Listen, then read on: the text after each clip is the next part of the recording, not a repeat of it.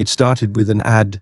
At the time, I wasn't in a position to question good fortune, and $35 an hour for an overnight shift at a 24-hour diner wasn't something a person in my situation ignored. I didn't stop to ask why a tiny diner on the edge of nowhere would offer that much to someone with no prior food service experience. I barely skimmed the details before clicking apply now. I got a call less than an hour later. The man on the other end introduced himself as Mr. Trevaldi. His voice was smooth and unhurried, the kind that carried an old-world patience that felt out of place in a business like this. He congratulated me, said he was impressed by my interest in the position, and asked if I could come in for an interview that same evening. That alone should have tipped me off. How eager he was, how little he cared about my qualifications. But I wasn't thinking about that. I was thinking about money. I got to the diner just before sundown. It was a squat, weathered building with an old neon sign that flickered redwood 24-hour eats. The paint on the walls was peeling in places, and the parking lot had only 2 cars in it, one of which I assumed belonged to Mr. Trevaldi. I stepped inside expecting the greasy warmth of frying oil and the chatter of late-night regulars. Instead, I found silence. The place was practically empty. A single customer sat in the farthest booth, hunched over a coffee cup, and an older waitress wiped the counter with slow mechanical strokes. The hum of a refrigeration unit filled the space between them. Then there was Mr. Trevaldi. He stood behind the counter, tall and thin, his suit too crisp of someone running a diner in the middle of nowhere. He didn't greet me immediately. He just watched, his eyes dark and steady, like he was measuring something unseen. "You must be Alvin," he said finally. I nodded. He gestured to a booth near the front. "Let's talk." The interview wasn't much of an interview at all.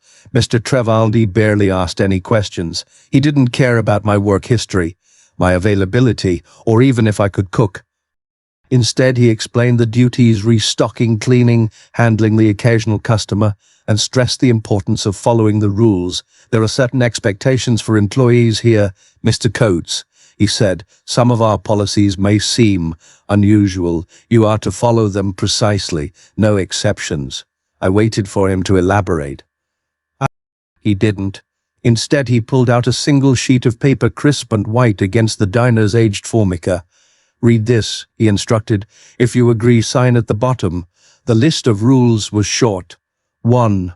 You must never, under any circumstances, let the man in the brown coat inside, no matter what he says. 2. If the jukebox plays a song on its own, stop whatever you're doing and listen until it ends. 3. If you see a woman in a yellow dress at table 5, bring her a glass of water. Do not make eye contact. 4. Do not enter the walk-in freezer between 2:17 am and 2:34 am. If someone knocks, do not answer. 5. If the payphone rings, answer it immediately. Listen carefully. Follow the instructions exactly. 6. Customers will come in. Some will be real. Some won't be. If unsure, check their hands. Real customers have fingerprints. 7. You must clock out before sunrise. Staying past dawn means you belong to the diner. I read the list twice. Then I laughed. Trevaldi didn't. I don't find humor in safety regulations. "Mr. Coates," he said, his voice even. I looked up. He wasn't joking. "This is serious. Would I waste your time if it weren't?" I searched his expression for some sign of a trick, some indication that this was part of a weird workplace hazing ritual. I found none. His eyes didn't waver. His lips remained still. "Okay," I said finally, "I'll follow the rules." Trevaldi nodded, sliding a pen across the table. I hesitated. Something in my gut was telling me to walk away, that any place that needed rules like this wasn't a place a person should work. But I thought about my rent, my bills, my lack of options. I signed. Trevaldi took the paper and stood. "You start tonight," he said. "Be here by 10:45, and with that he left me alone at the booth, the laminated list of rules still sitting on the table. I stared at them a while longer, tracing each word. Then, with a deep breath, I folded the paper and stuffed it into my pocket. I didn't know it yet, but I'd just made the biggest mistake of my life. The first thing I noticed when I came back that night was the lock. It was one of those heavy-duty deadbolts, the kind you'd expect on a warehouse door, not the front of a roadside diner. The windows were bolted too, thick steel bars fastened into the frame, cutting through the view of the parking lot like prison bars. Treveldy was already inside, waiting behind the counter. He barely acknowledged me as I stepped in. He only checked his watch and nodded. The diner felt different at night. It wasn't just the emptiness.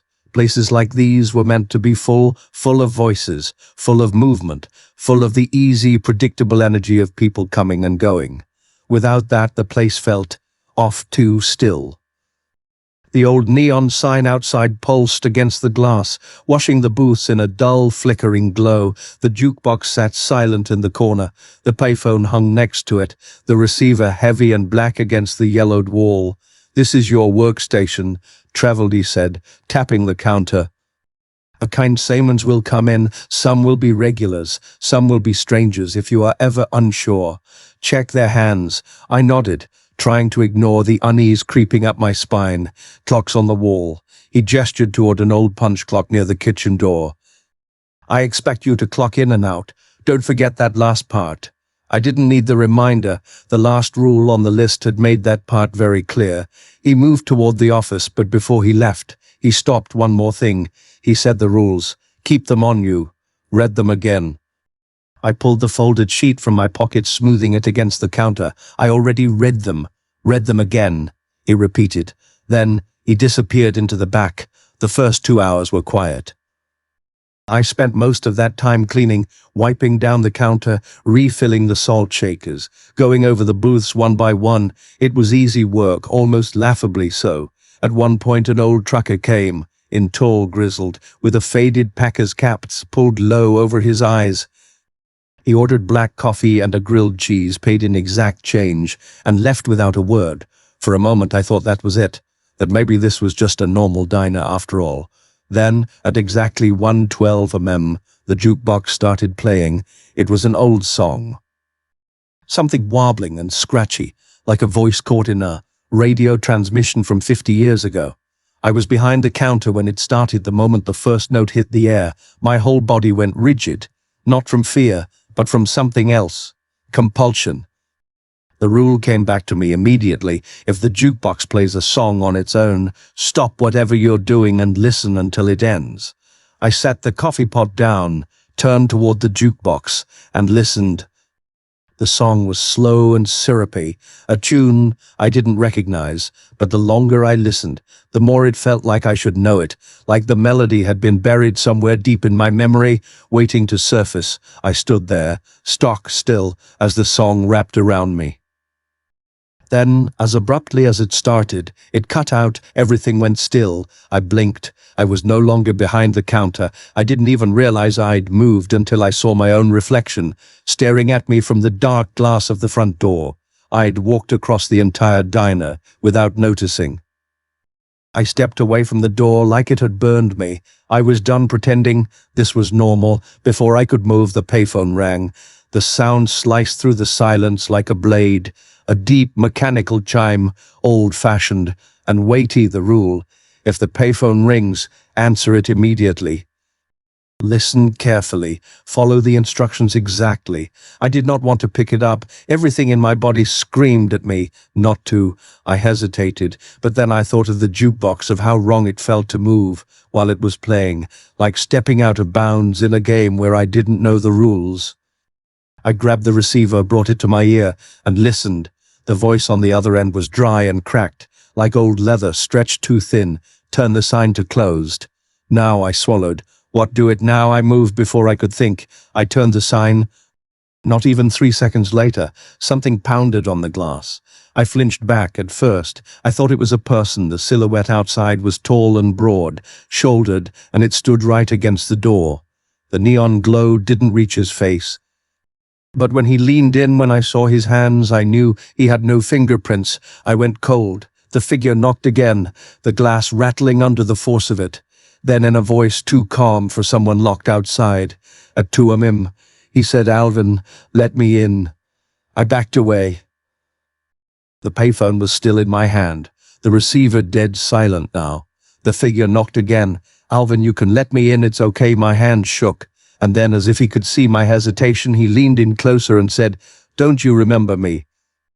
The thing outside waited. It stood just beyond the door, its head tilted slightly to the side as if listening. I knew it wasn't human, not really. The rule had already told me that customers will come in. Some will be real, some will not if unsure. Check their hands. Real customers have fingerprints. I had checked. There weren't any, but it knew my name. "Don't you remember me?" It repeated. The voice was wrong. There was something off in the pitch, in the way it carried through the glass without distortion. I had to remind myself that it wasn't muffled, not the way it should have been.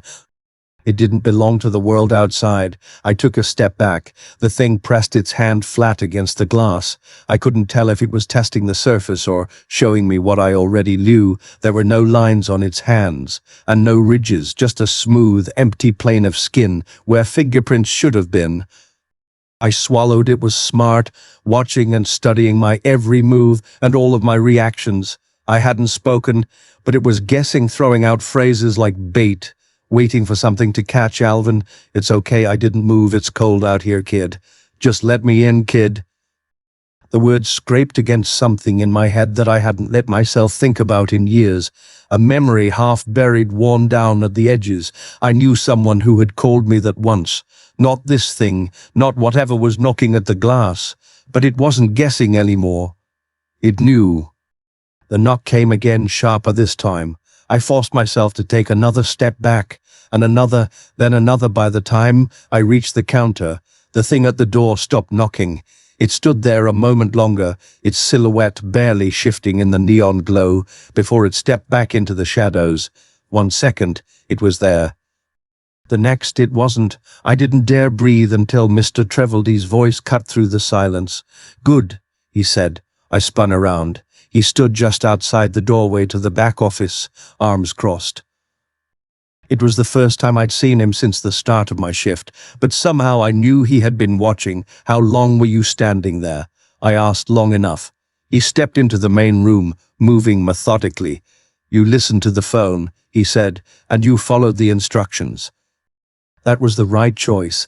I wiped my palms against my apron. They were cold, slick with sweat. What would have happened if I hadn't? Mr. Treveldy studied me. You don't want to know. The rest of the shift was quiet, unnaturally, so there were no more customers, no more calls.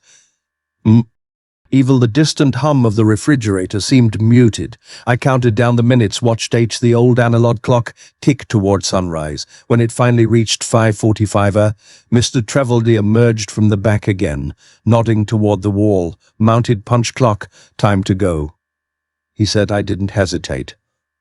I crossed the room, yanked my punch card from its slot and slammed it into the machine. The mechanical curd chunk of it stamping my hours sent a shiver down my spine. I didn't know why. Maybe it was because it felt too final, like something closing around me, securing me in place. Mr. Treveldy opened the door. The moment I stepped outside, everything felt different. The diner looked the same from the outside, but I knew better. Mr. Treveldy locked the door behind me. When I turned back, he was still watching. I hesitated. "You were right," I said. "About what?" Treveldy asked. "The rules," I said. "They're not a joke." He didn't blink or move. Then, after a long pause, he said, "No, Alvin, they're not." I wanted to ask him more, who he really was, what the diner really was, what the diner really was. If I had just signed myself into something I couldn't get out of, but I didn't. Instead, I just turned, walked to my car and drove home. I didn't sleep when I got there. I sat on the edge of my bed, staring at my hands, replaying the light over and over in my head. The payphone, the jukebox, the thing at the door. Then I reached into my pocket. The list of rules was still there, crisp and untouched. I unfolded it carefully, eyes scanning each line. I had followed the rules during my first shift. But something told me that next time, it wouldn't be so easy. I thought about quitting. That first night had been enough to tell me I wanted no part of whatever Redwood 24-hour eats really was. The money wasn't worth it. But when I woke up that afternoon, the envelope was waiting for me. I should have ignored it, should have left it sitting there on the counter. Instead, I tore it open and counted $100 bills, neat and stiff, adding up to almost double what I was owed. And just like that, quitting didn't seem so easy. I went back that night. The diner looked the same. The neon signs still buzzed against the dark. The glass still caught the dim glow of the overhead fluorescence. But I felt different. Something had shifted in me, even if I couldn't put words to it. Mr. Treveldy was inside, waiting when I arrived. He nodded when I stepped in. "Good," he said, "you came back." I wasn't sure if it was a simple observation, or if he meant something more. The shift started slow. A couple of truckers came through, ordered coffee, and left without fuss. At 1:12 a.m. the jukebox played again. Like before, I stopped what I was doing and listened intently. I didn't move until the song ended. There was no compulsion this time, just understanding. But that didn't mean I was safe. At 2:03 a.m. the door chimed. I turned, expecting another late-night straggler, or maybe some college kid on a long drive home. Instead, I saw her, the woman in the yellow dress. She didn't hesitate, just walked to table 5 and sat down, hands folded in her lap, her posture too perfect. A slow, awful chill worked its way up my spine. I knew this rule: if you see a woman in a yellow dress at table 5, bring her a glass of water. Do not make eye contact. My hand shook as I filled a glass, not from fear but from the sheer gut, churning certainty that if I messed up I wouldn't be leaving this diner in one piece. I walked to a table, keeping my eyes low, staring at the chipped laminate surface, and carefully placed the water in front of her. Then, without thinking, I glanced up. It was a reflex. A stupid, instinctual moment of curiosity, and it was a mistake. She was smiling, but not in a way that made sense, not in a way that belonged to a person. Her lips stretched too wide, well beyond the borders of her face, pulling toward her ears like the skin was elastic. I felt my knees lock and my throat close, and then she moved, just barely, just enough to let me know that she had seen me too. I ran. I didn't even realize I was moving until I was behind the counter, gripping the edge so hard. My knuckles ached. She hadn't followed. She hadn't moved from table 5. She just sat there smiling. I squeezed my eyes shut. I never should have looked. When I opened them again, she was gone. The glass of water still sat on the table, untouched.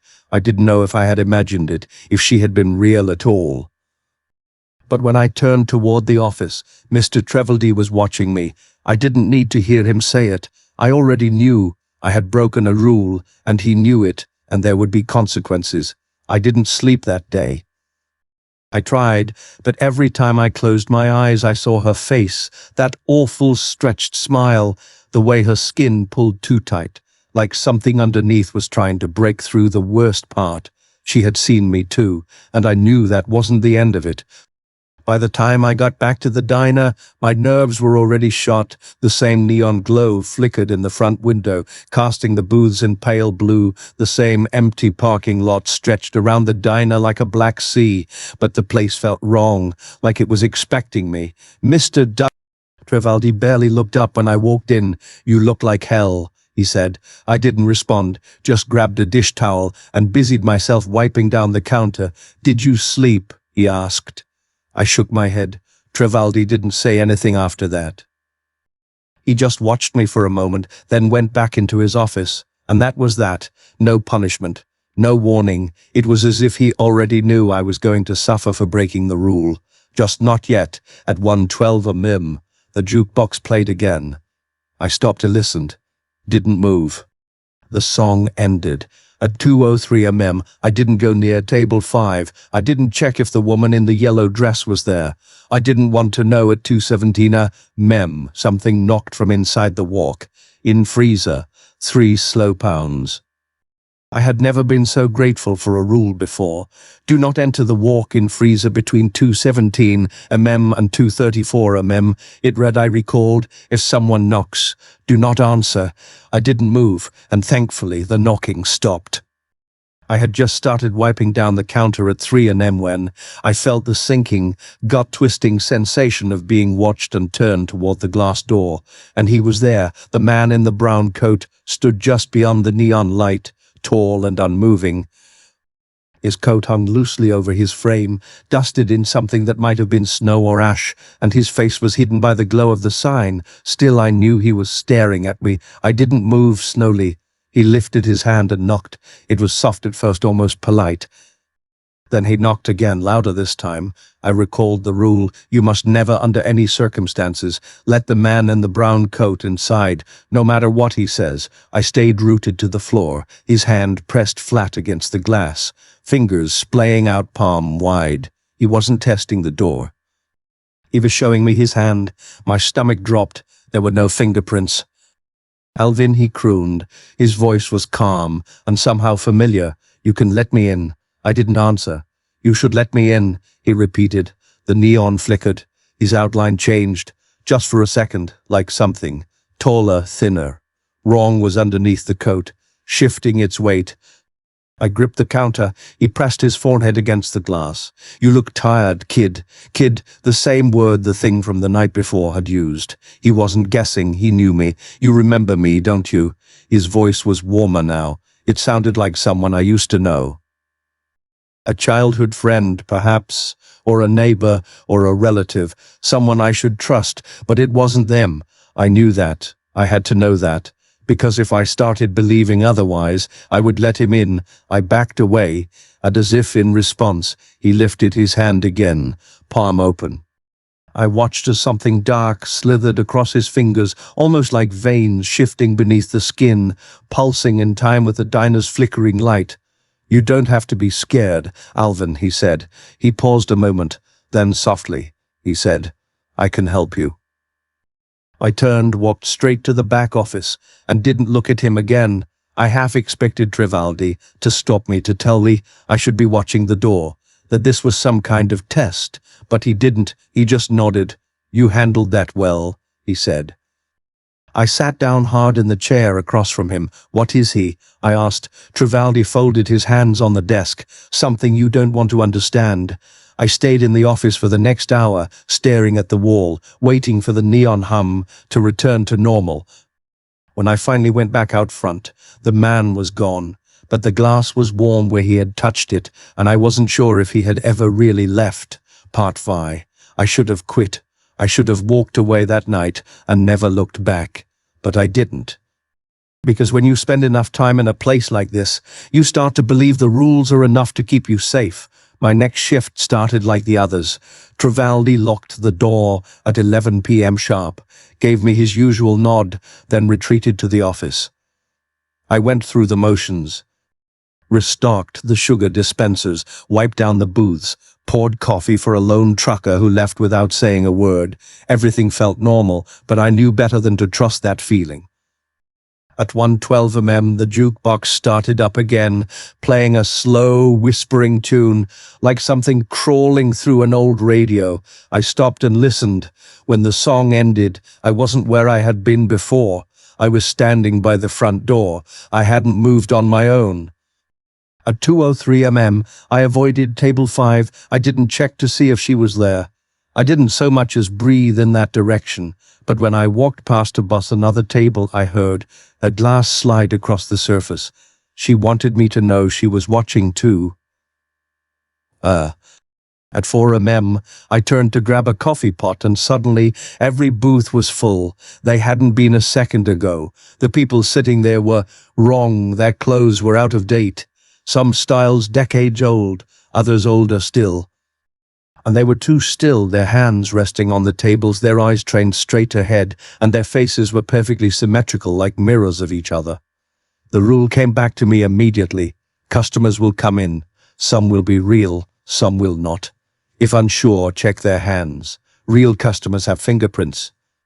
I didn't have to check, I knew. I backed away from the counter. The figures didn't move. They just sat there watching. I swallowed hard. Then the payphone rang. I turned too slowly. By the time I reached the receiver, it had already rung once, twice, 3 times. "Nerve." The moment I lifted it, the entire diner went quiet. No humming appliances, no buzzing neon, just abject silence. I put the receiver to my ear. At first there was only static, then a woman's voice came through the line, soft and smooth, but completely wrong. "Alvin, you shouldn't have looked." The line went dead. I shuddered and turned back toward the booths. The figures had changed. Their heads were turned toward me now. All of them. Their lips were all peeled back in identical smiles. Too wide, too hungry then. As one they started to stand. I ran. I didn't think or look back. My feet barely touched the tile before I slammed through the swinging door into the back. Travaldi was already there, sitting calmly at his desk, like he knew this was coming. I messed up. I panted. Travaldi didn't blink. I know, he pushed something across the desk.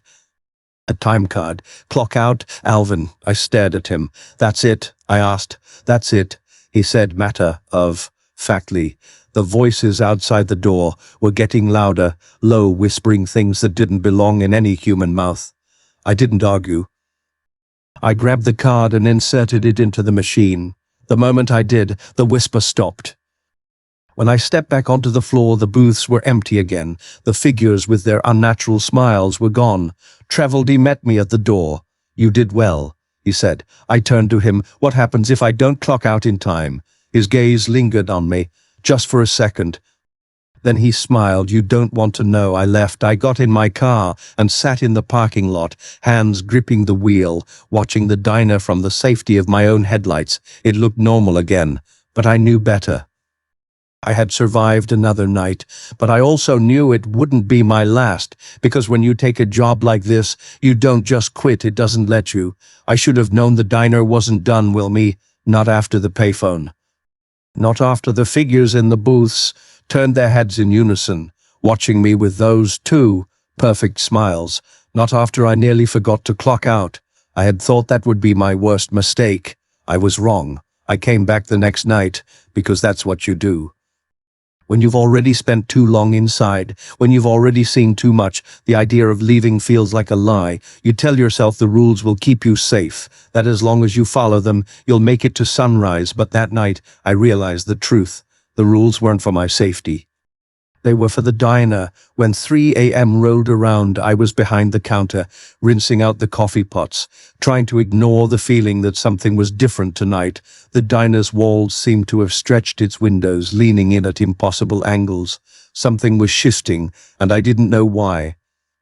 Then the jukebox started playing. This time it wasn't the same old tune, the one that forced me to stand still and listen. This one was off, slower and lower pitched. It brought to mind a record melting under a heat lamp and was accompanied by the sound of voices dragging, twisting into something almost human, but not quite. My chest tightened. I turned toward the jukebox. The song kept playing, kept dragging itself further and further out of tune. And then, just like before, I wasn't standing behind the counter anymore.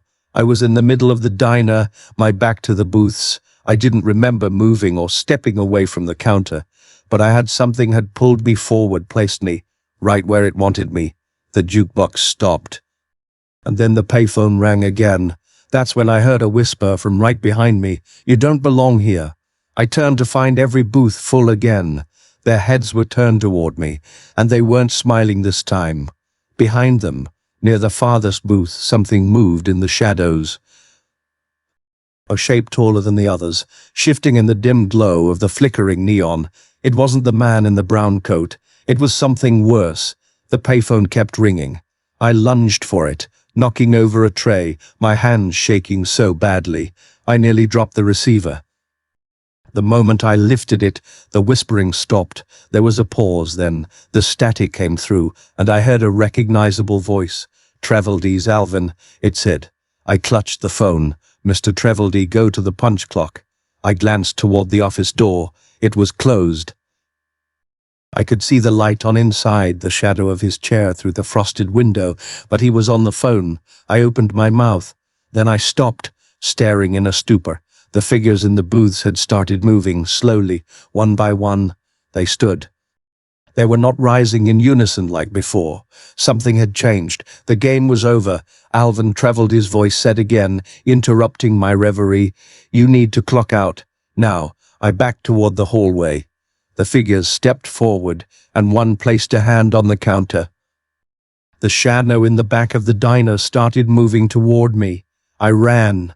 I reached the office door just as something touched my back. I didn't stop, didn't look. I yanked open the door and Treveldy wasn't inside. The chair was empty. His desk was empty. His desk was empty.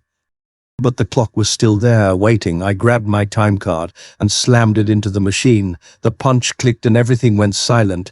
The moment the card slid back out, I turned around. The figures in the booths were gone, and the jukebox wasn't playing anymore. The diner was empty again, like nothing had ever happened. I stumbled toward the door, legs unsteady. Treveldy was there, waiting. He held the door open for me. Outside, the sky was turning grey with sunrise. I stopped and looked at him. "You weren't in the office," I said. Treveldy smiled. "You did good tonight, Alvin." I swallowed. "Where were you?" His smile didn't fade. "See you tomorrow night." And then he shut the door. I walked to my car and got in, my hands still shaking. But when I started the engine, I felt something else, something worse than fear. Because I knew what had almost happened. I had almost forgotten to clock out, and I didn't know what that meant. But I knew that next time, I might not be fast enough. I don't remember the drive home. I know I made it. I know I parked in the same cracked driveway, walked into my same cramped apartment, locked the door behind me, and collapsed onto the couch. But I don't remember any of it, because my mind was still in that diner. Because I had almost forgotten to clock out, and I had the sinking gut, rotting feeling that if I hadn't punched that card in time, I wouldn't have left at all. I didn't sleep. I couldn't. Every time I shut my eyes, I saw the figures in the booths, the way their smiles faded when the rules stopped mattering. I saw the shadow in the back of the diner, its shape shifting, stepping forward.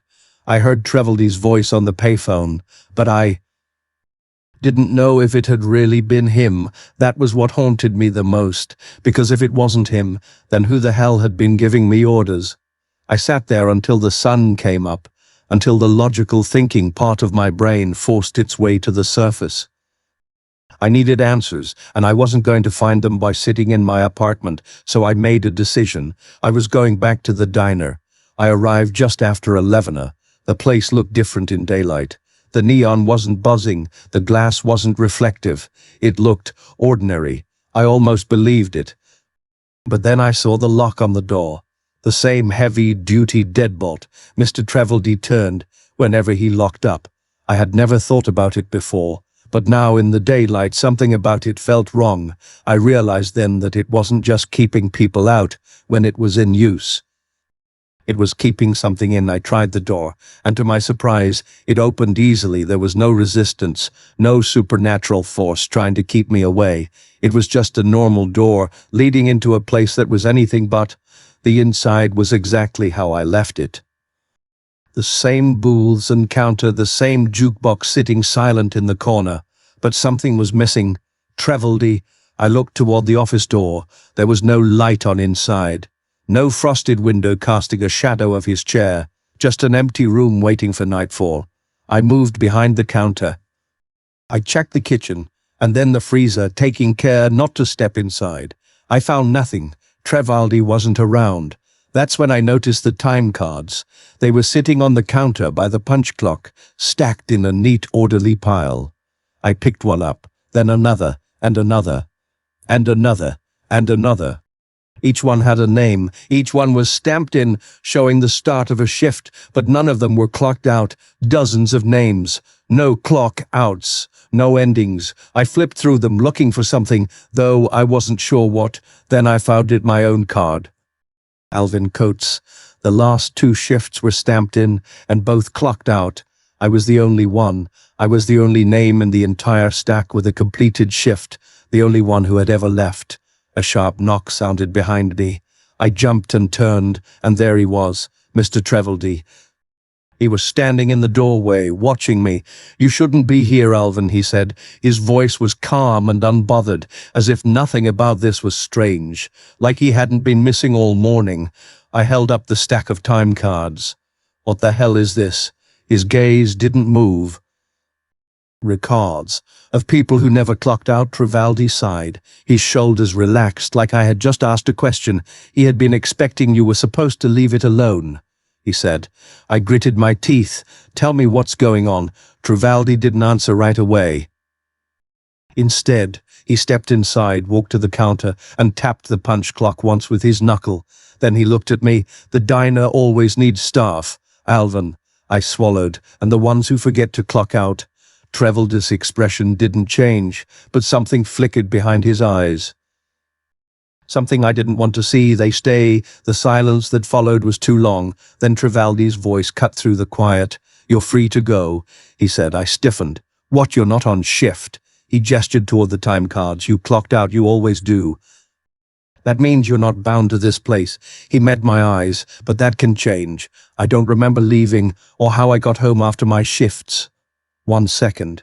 I was standing there, staring at Treveldy. The next I was in my car, with the diner behind me, the time card still sitting on the counter, waiting for the next name. That was the last time. I stepped inside Redwood 24-hour Eats. I never went back, not to quit, not to pick up my last paycheck, not to ask any more questions. Because I knew if I went back one more time I wouldn't leave, because the diner always needs staff.